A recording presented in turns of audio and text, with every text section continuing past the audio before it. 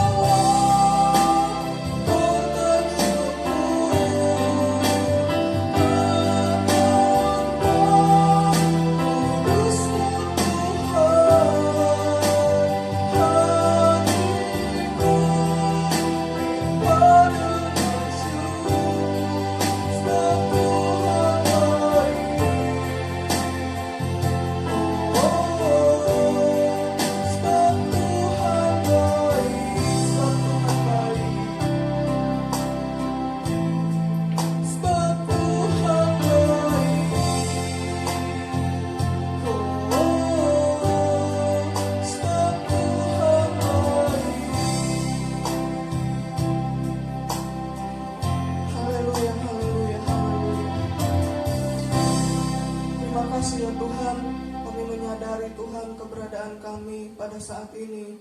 Ini semua karena bukti kebaikan-Mu Tuhan di dalam kehidupan kami.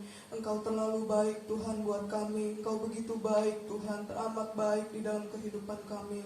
Oleh karena itu Tuhan, biarlah Tuhan waktu yang ada, kesempatan yang ada kami mau gunakan untuk memuliakan nama-Mu, memuji dan menyembah-Mu ya Tuhan. Kami mau berada di dalam hadirat-Mu.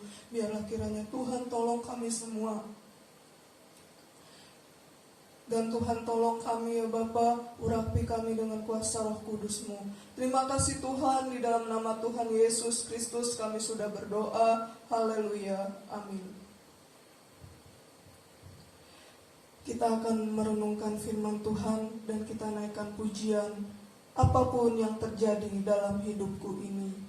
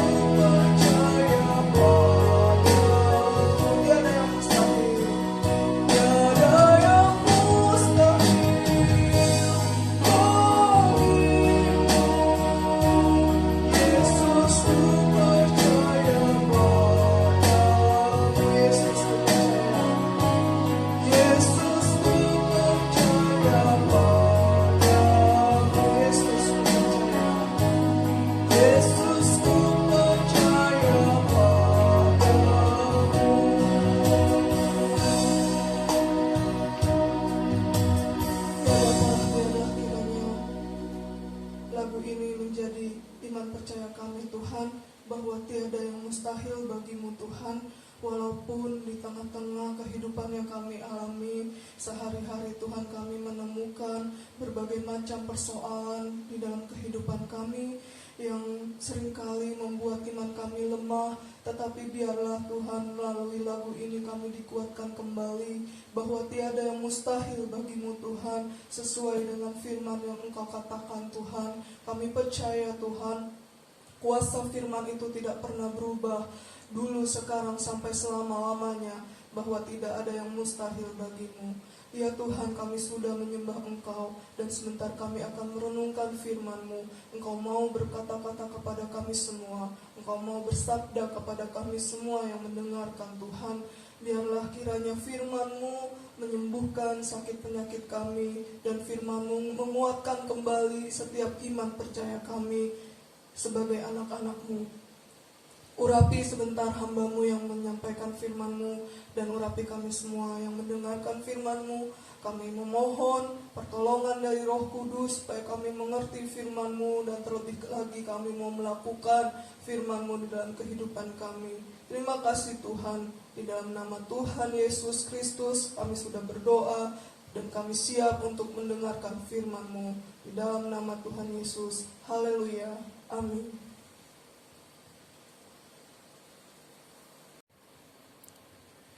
Puji Tuhan, haleluya, salam sejahtera buat kita semua. Saat ini kita kembali akan mendengar firman Allah. Kali ini firman Tuhan saya ambil dalam kitab Keluaran pasal yang ke-12. Sekali lagi kitab Keluaran pasal yang ke-12, khususnya di ayat yang ketiga sampai ayat 11. Saya tidak bacakan keseluruhan ayat ini, tapi di sini dikatakan bahwa ada perintah untuk mempersiapkan diri merayakan Paskah di keluarga masing-masing. Tetapi dalam mempersiapkan Paskah ini atau dalam merayakan Paskah ini, mereka dalam keadaan yang siap untuk segera melakukan perjalanan, siap untuk segera melakukan perjalanan ke tanah Kanaan. Nah, Bapak Ibu saudara-saudara yang dikasihi oleh Tuhan, peristiwa Paskah ini merupakan suatu cara untuk mengingatkan umat Israel bahwa Allah betul-betul hadir untuk menyelamatkan umat Israel. Jadi melalui peristiwa ini suatu cara Allah mengingatkan umat Israel pada waktu itu, dan tentunya mengingatkan kita bahwa Allah betul-betul hadir untuk menyelamatkan bangsa Israel atau umatnya. Kemudian juga dikatakan cara ini mengingatkan bahwa Allah juga nyata bagi kita di dalam Yesus sebagai domba Paskah yang menebus atau menghapuskan segala dosa manusia. Kemudian juga di dalam Roh Kudus yang diutus untuk menyertai kita selama-lamanya. Jadi peristiwa ini mengingatkan bahwa Allah betul-betul hadir untuk menyelamatkan umat Israel.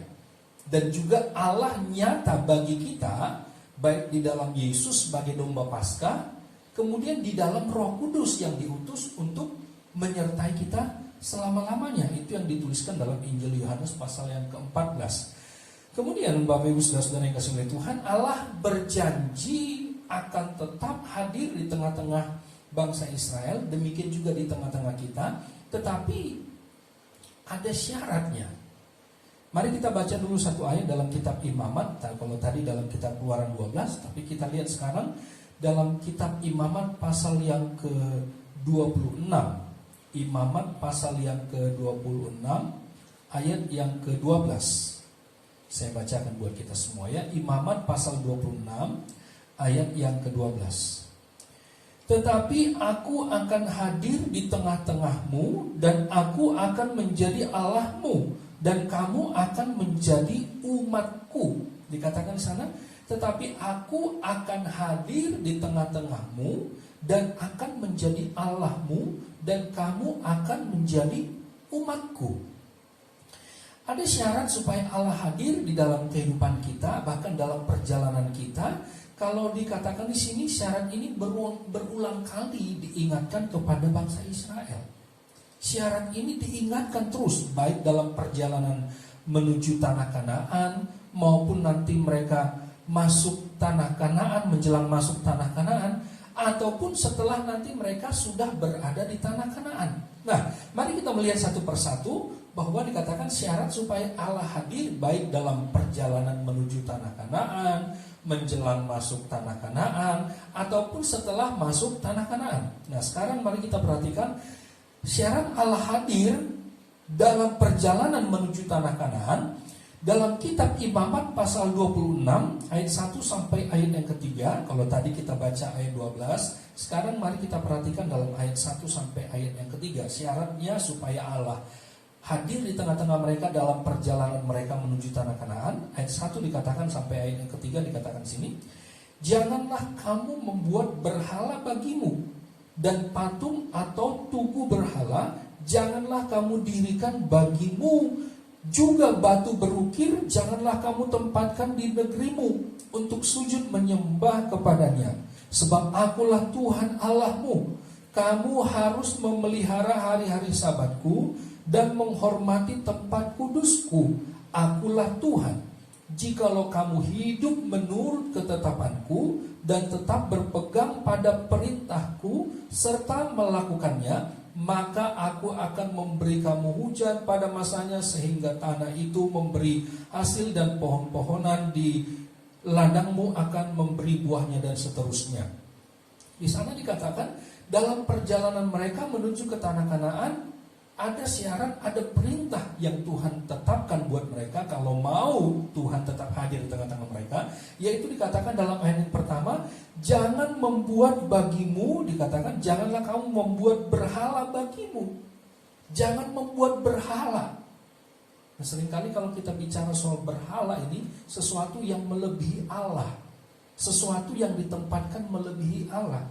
Adakah dalam diri kita yang kita tempatkan melebihi Allah?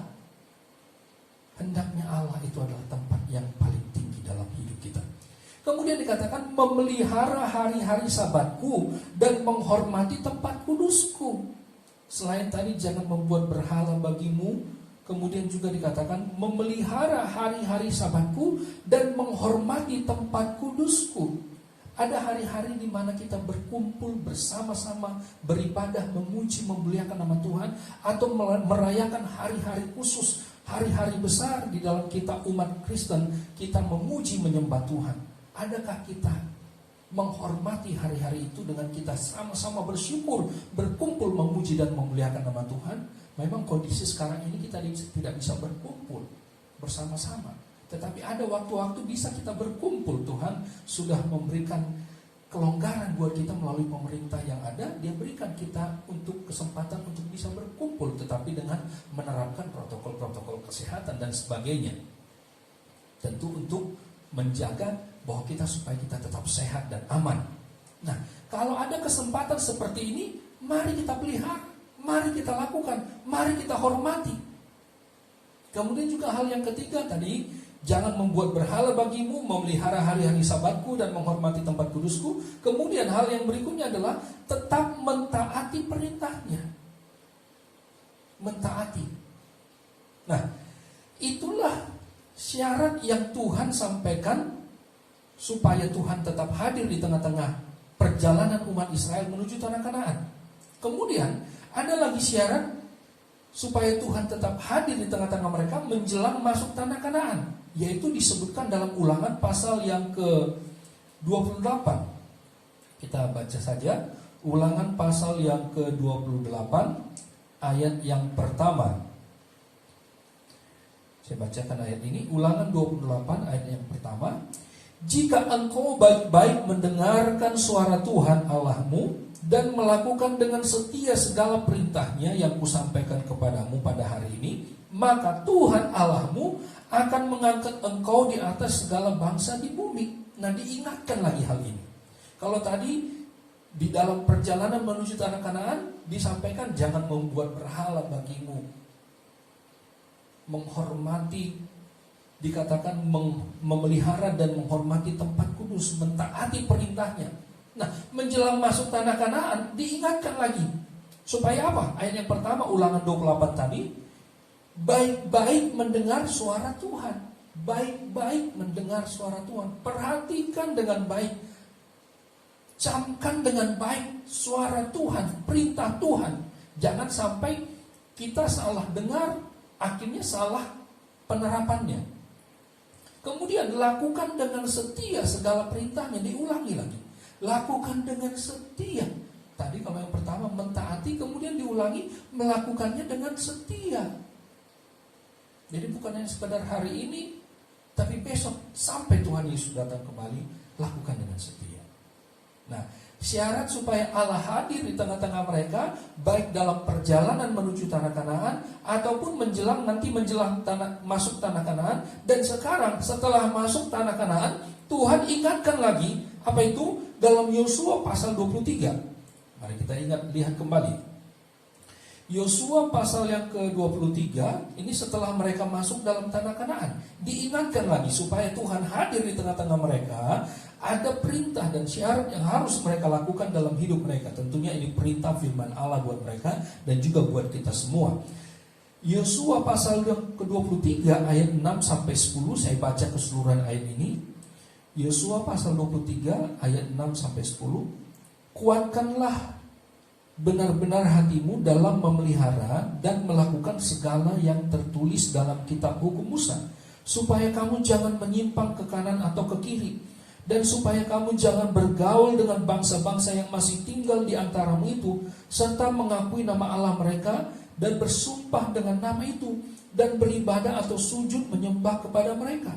Tetapi kamu harus berpaut kepada Tuhan Allahmu seperti yang kamu lakukan sampai sekarang. Bukankah Tuhan telah menghalau bangsa-bangsa yang besar dan kuat dari depanmu, dan akan kamu ini seorang pun tidak ada yang tahan menghadapi kamu sampai sekarang. Satu orang saja daripada kamu dapat mengejar 1000 orang. Sebab Tuhan Allahmu, dialah yang berperang bagi kamu seperti yang dijanjikannya kepadamu. Nah, ini dikatakan penyertaan Tuhan. Kemudian kita lompat ke pasal 24 ayat yang ke-14 dan ayat 15. Pasal 24 ayat 14 dan ayat 15 dari kitab Yosua. Oleh sebab itu takutlah akan Tuhan dan beribadahlah kepadanya dengan tulus, ikhlas dan setia. Jauhkanlah Allah yang kepadanya nenek moyangmu telah beribadah di seberang sungai Efrat dan di Mesir, dan beribadahlah kepada Tuhan. Tetapi jika kamu anggap tidak baik untuk beribadah kepada Tuhan, pilihlah pada hari ini kepada siapa kamu akan beribadah. Allah yang kepadanya nenek moyangmu beribadah di seberang sungai Efrat, atau Allah orang Amori yang negerinya kamu diami ini. Perhatikan, tetapi aku dan seisi rumahku, ini dari Yosua sendiri mengatakan, kami akan beribadah kepada Tuhan. Nah, diingatkan lagi supaya apa? Tadi kita sudah baca dalam pasal 23 ayat 6 sampai 10 dikatakan, khususnya ayat 6, memelihara dan melakukan perintah Allah. Kemudian juga apa? Takut akan Allah, itu ayat 14. Kemudian beribadah dengan tulus, ikhlas dan setia. Dan kemudian yang paling penting juga adalah ada tekad dari pribadi lepas pribadi, sama seperti yang Yosua tadi sampaikan dalam ayat 15, pilih pada hari ini kepada siapa kamu beribadah. Kalau kamu anggap tidak baik, pilih, tentukan hari ini. Tapi tentunya kita ada satu tekad yang dikatakan, aku dan seisi rumahku, kami akan beribadah hanya kepada Tuhan Yesus. Nah, tetapkan, teguhkan hati saudara. Kita hanya beribadah kepada Tuhan Yesus. Maka ada satu slogan, sekali Yesus, tetap Yesus. Hanya kepada Dia saja kami beribadah, tidak kepada Allah-Allah yang lain. Nah, kepada bangsa Israel, Allah berjanji akan hadir di tengah-tengah mereka, baik ketika mereka dalam perjalanan menuju tanah Kanaan, maupun menjelang masuk tanah Kanaan, ataupun nanti setelah berada di tanah Kanaan. Allah berjanji hadir di tengah-tengah mereka. Nah, kalau Allah hadir di tengah-tengah mereka, sesuatu pasti akan terjadi. Hal-hal yang ajaib pasti akan terjadi. Penyertaan, penyelamatan Tuhan akan terjadi. Tapi ada syarat, perintah yang Tuhan berikan dalam hidup mereka. Tapi intinya adalah, takutlah akan Tuhan, beribadahlah kepada Dia, lakukanlah dengan setia apa yang diperintahkan oleh Tuhan. Maka Allah pun hadir di tengah-tengah mereka. Nah, Bapak Ibu Saudara-saudara yang kasih oleh Tuhan, jika tidak melakukan hal-hal di atas, maka tentunya ada resiko, ada akibat. Itu disebutkan kalau ada waktu Bapak Ibu Saudara-saudara, baca saja dalam kitab Imamat pasal 26 ayat 14 sampai 16. Imamat 26 ayat 14 sampai 16. Kemudian juga Ulangan 28 ayat 1. Jika tidak melakukan perintah-perintah tadi, tentu Allah tidak hadir. Tapi kalau Allah tidak hadir di tengah-tengah mereka, maka hal-hal yang mengerikan pasti akan terjadi. Apa saja hal-hal yang mengerikan terjadi itu?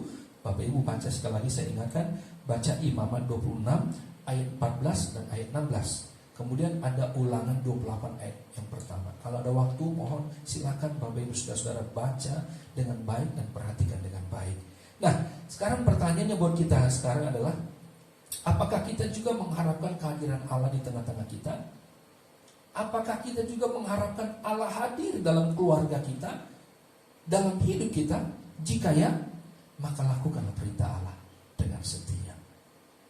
Lakukanlah. Jika kita ingin Allah itu hadir dalam hidup kita, dalam keluarga kita, dalam seluruh aspek hidup kita, maka lakukanlah perintah Allah dengan setia. Jika tidak, nah ini perhatikan, jika tidak, maka cepat atau lambat penghukuman pasti akan datang. Penghukuman itu pasti akan datang terjadi. Jadi pilihan ada di tangan kita. Tetapi hendaknya seperti ada tadi Yosua berkata, ada satu tekad, aku dan seisi keluargaku, seisi rumahku, kami mau beribadah kepada Tuhan. Karena apa? Dia sudah melihat, dia sudah alami penyertaan Tuhan itu ajaib luar biasa dalam kehidupannya, menyertai mereka dalam perjalanan. Bahkan sebelum mereka keluar dari tanah Kanaan, ketika Nabi Musa menghadap kepada Raja Firaun untuk membawa mereka keluar dari tanah Mesir, dengan akhirnya mereka pun keluar dari tanah Mesir dengan keajaiban Tuhan, dengan keheranan keajaiban yang Tuhan kerjakan, karena Allah Tuhan hadir di tengah-tengah mereka, sehingga mereka bebas dari tanah Mesir. Nah, setelah mereka keluar dari Mesir, dalam perjalanan di padang gurun menuju tanah Kanaan, Allah berjanji hadir di tengah-tengah mereka. Tapi ada perintah yang Tuhan sampaikan.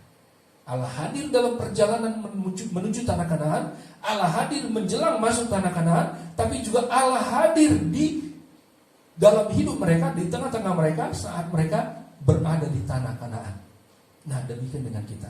Sekarang kita masih dalam perjalanan. Saya tidak mau katakan Kanaan itu surga, tidak, segala macam tidak. Tapi ada satu gambaran yang bisa kita ambil dalam hidup kita, bahwa dalam perjalanan kita menuju surga, ada banyak hal yang diperhadapkan dalam kehidupan kita. Ada banyak hal yang kita alami dalam hidup kita. Tetapi kalau Allah hadir, penyelamatan dari Tuhan, keajaiban Tuhan, Tuhan nyatakan dalam hidup kita. Dan kalau saudara, Bapak Ibu Saudara-saudara menginginkan, mengharapkan Tuhan hadir di tengah-tengah kita, Tuhan hadir dalam seluruh hidup kita, lakukanlah perintah Allah. Miliki satu tekad, aku dan seisi rumahku, kami mau beribadah, kami hanya mau tunduk, kami hanya mau melakukan perintah apa yang Tuhan perintahkan. Maka kalau Tuhan hadir dalam hidup kita, sesuatu yang heran, perkara-perkara ajaib pun, pemeliharaan yang ajaib luar biasa, itu kita alami dalam kehidupan kita. Dan saya percaya ini menjadi peringatan sekaligus juga penghiburan dalam hidup kita, supaya kita tetap beribadah dengan sungguh. Kalau tadi di kitab Keluaran pasal 12, Allah memerintahkan supaya mereka merayakan Paskah, tapi dengan siap sedia untuk mengadakan perjalanan. Tetapi dalam perjalanan hidup mereka, Allah berjanji akan hadir. Tapi ada perintah. Kalau mereka melakukan perintah itu, Allah hadir di tengah-tengah mereka. Demikian dengan kita. Kalau kita tetap melakukan apa yang diperintahkan oleh Tuhan, takut akan Dia, beribadah kepada Dia, maka Allah pun berjanji akan hadir dalam kehidupan kita sampai kita masuk dalam surga. Bukan berarti kita tidak alami kesusahan, kesulitan dalam hidup kita, tapi Allah berjanji akan menyelamatkan, memelihara, dan memimpin sampai kita masuk dalam surga. Karena itu Bapak Ibu Saudara-saudara yang kasih oleh Tuhan, mari kesempatan ini saya mau menyampaikan, mari kita tetap percaya, beribadah, takut akan Tuhan, melakukan segala perintahnya dengan setia. Maka janji-janjinya itu akan menjadi milik kita, akan kita alami secara pribadi, karena Dia berjanji, Dia selalu akan menggenapi janjinya dalam hidup kita.